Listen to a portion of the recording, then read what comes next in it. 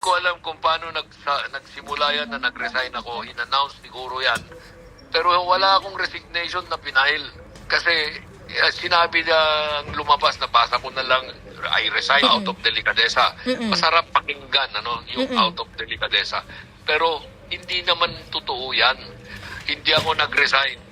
The only letter that I sent regarding my position na wala na was that letter I signed yesterday late afternoon. Sinabi ko, I bow to the prerogative of the President.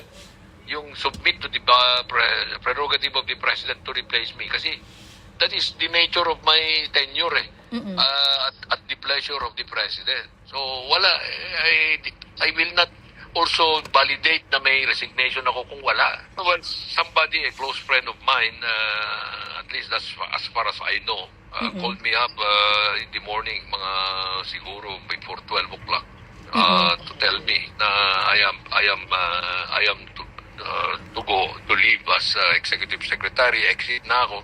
So sabi ko, walang problema yan. I will accept that because I'm only serving at the pleasure of the President. Hindi ko na tinanong. Dahil alam ko naman yan pag prerogative, you do not need, the President does not need a reason. So after na, nung